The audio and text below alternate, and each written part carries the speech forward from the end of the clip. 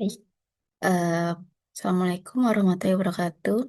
Perkenalkan, nama saya Hana Lailatul Fatmalia dengan NIM 2403010019. Jadi, kali ini saya akan menjelaskan pendapatan dan beban sebagai cerminan kinerja perusahaan. Jadi, untuk pendahuluan,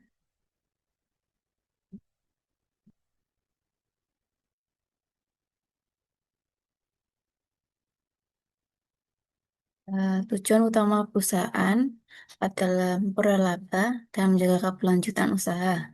Jadi laba tersebut dihasilkan dari selisih antara pendapatan dan beban selama satu periode akuntansi. Faktor utama menurut dan dilihat oleh para pemangku kepentingan atau stakeholder dalam pengambilan keputusan adalah kinerja keuangan. Jadi kinerja keuangan dinilai penting sebab untuk melihat bahwa suatu perusahaan yang menerapkan konsep dan praktik berkelanjutan mengalami perkembangan dengan menghasilkan profit. Jadi pendapatan mencerminkan kemampuan perusahaan dalam menghasilkan arus masuk ekonomi dari kegiatan utamanya. Jadi sedangkan beban menunjukkan pengorbanan ekonomi yang dikeluarkan oleh atau untuk meroleh pendapatan tersebut. Latar belakang. Jadi, untuk latar belakangnya, informasi mengenai pendapatan dan beban disajikan dalam laporan laba rugi yang menjadi salah satu laporan keuangan utamanya bagi manajemen, investor, kreditur, dan pihak-pihak lain dalam mengambil keputusan. Namun, dalam praktik pengakuan dan pengukuran pendapatan serta beban tidak selalu sederhana. Diperlukannya pemahaman yang baik terhadap prinsip akuntansi agar informasi yang disajikan benar, andal, dan relevan. Oleh karena itu, pembahasan mengenai pendapatan dan beban sebagai cerminan kinerja perusahaan akan menjadi penting untuk dikaji.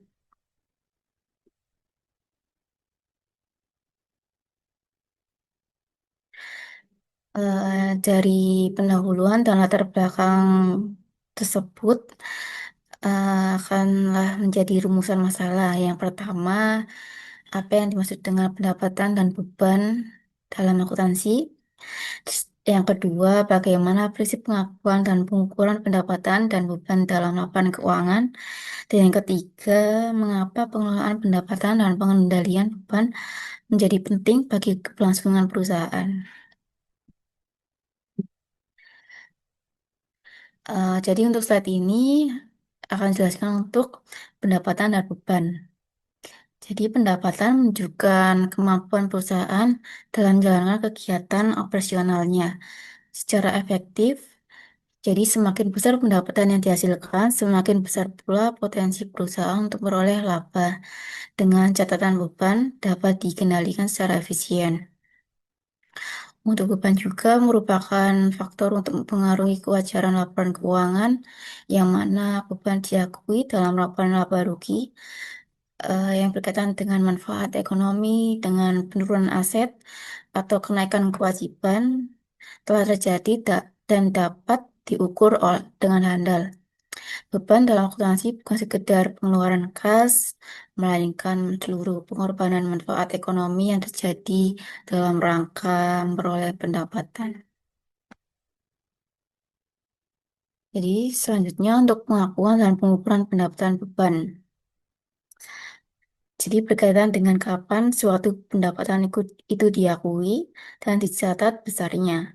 Pengakuan atau recognition eh, berarti proses pembentukan suatu pos yang memenuhi definisi muncul kriteria pengakuan yang sesuai dengan standar akuntansi dalam laporan neraca dan laba rugi.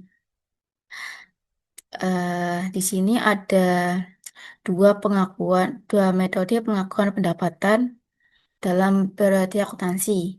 Jadi yang pertama dasar akrual, biasanya disebut akrual basic.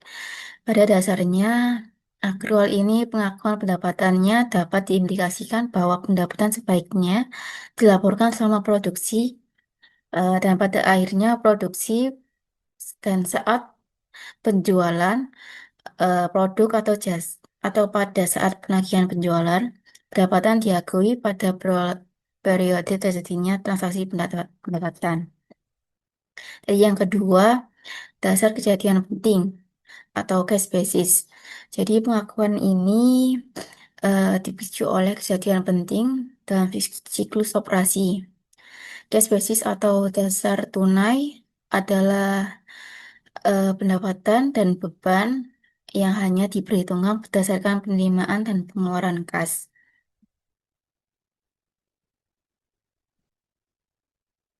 Jadi untuk pengukuran pendapatan, sehubungan dengan pengakuan pendapatan, salah satu kriteria bahwa pendapatan itu dapat diakui adalah mensubarity, di mana pendapatan itu dapat ditentukan besarnya dengan wajar agar di dalam laporan keuangan itu tidak mencerminkan pendapatan yang terlalu tinggi atau overstated, dan terlalu rendah, understated.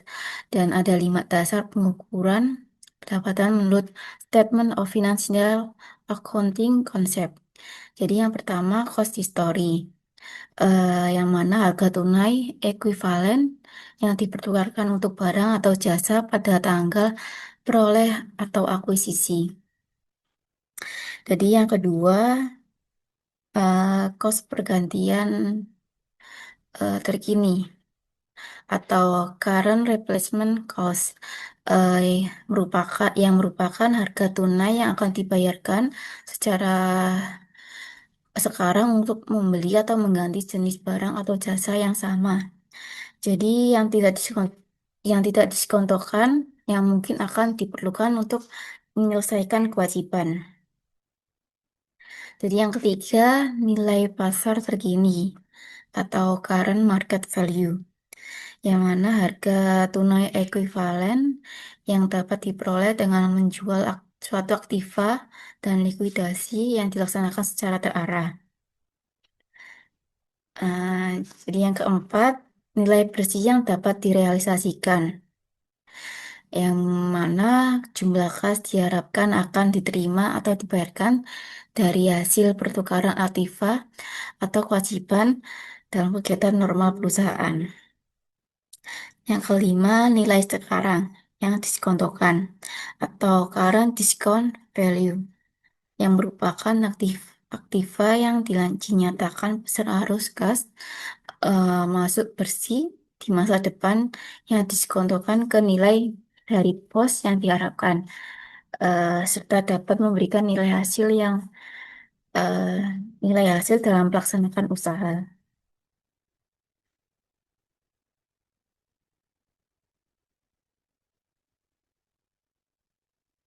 Selanjutnya untuk pengelolaan pendapatan dan pengendalian beban bagi perusahaan. Jadi untuk pendapatan yang dikelola dengan baik menunjukkan kemampuan perusahaan dalam mempertahankan dan meningkatkan penjualan, sedangkan pengendalian beban mencerminkan efisiensi operasional perusahaan. Serta apabila pendapatan meningkat tetapi beban tidak dikendalikan, maka laba perusahaan akan menurun atau bahkan dapat menyebabkan kerugian. Jadi sebaliknya, pengendalian beban yang efektif tanpa mengorbankan kualitas operasional akan membantu perusahaan mempertahankan profitabilitas serta laba yang stabil, memungkinkan perusahaan akan memenuhi kewajiban mengembangkan usaha serta bertahan dalam persaingan jangka panjang. Di sini ada contoh dari pengelolaan pendapatan serta pengendalian beban bagi perusahaan.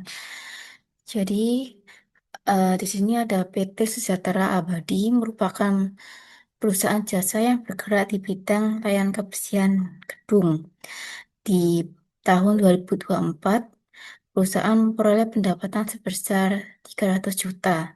Namun, beban operasional yang dikeluarkan cukup besar, seperti beban gaji karyawan sebesar 180 juta, serta beban transportasi sebesar 50 juta, serta beban perlengkapan dengan 40 juta, dan total beban perusahaan mencapai 270 juta.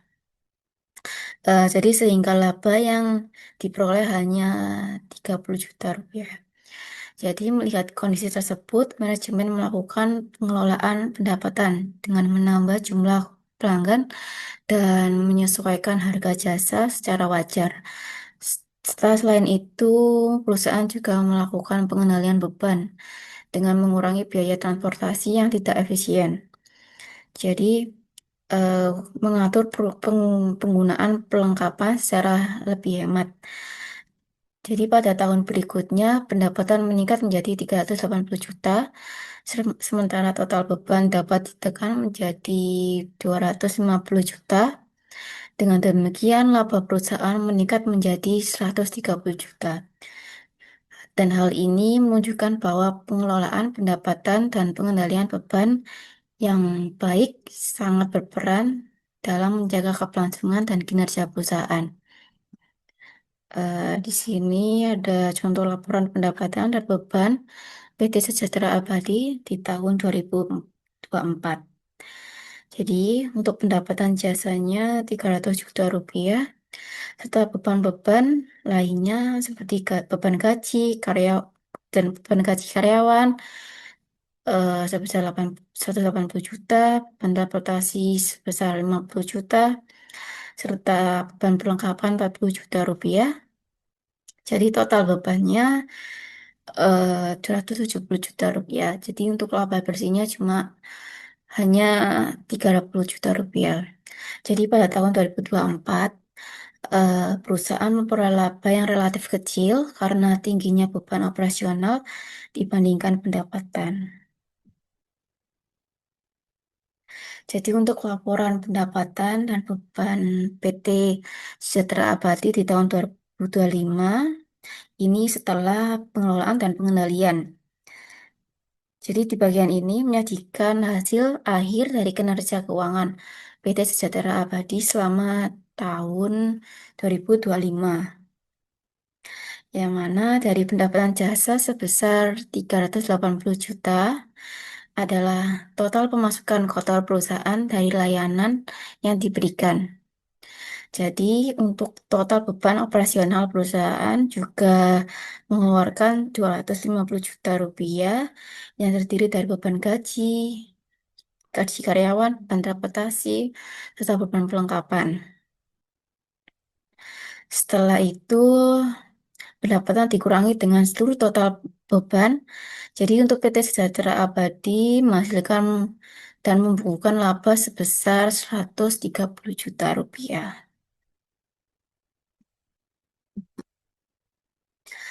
Selanjutnya untuk kesimpulan.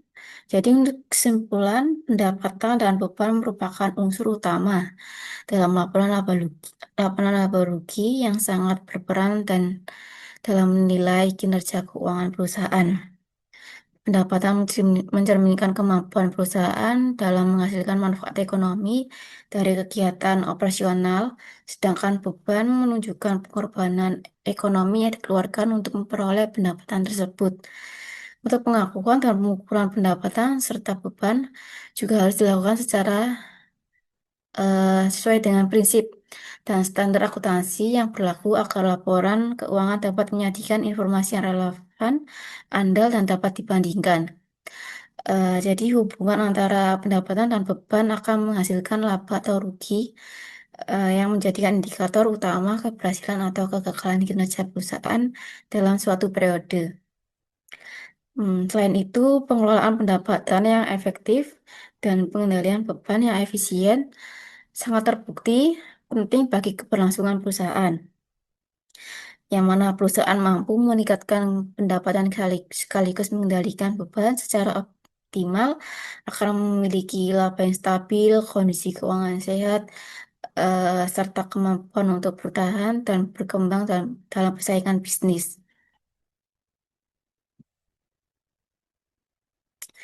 Jadi terima kasih. Sekian untuk presentasi saya. Apa yang saya presentasikan. Eh, Terima kasih. Wassalamualaikum warahmatullahi wabarakatuh.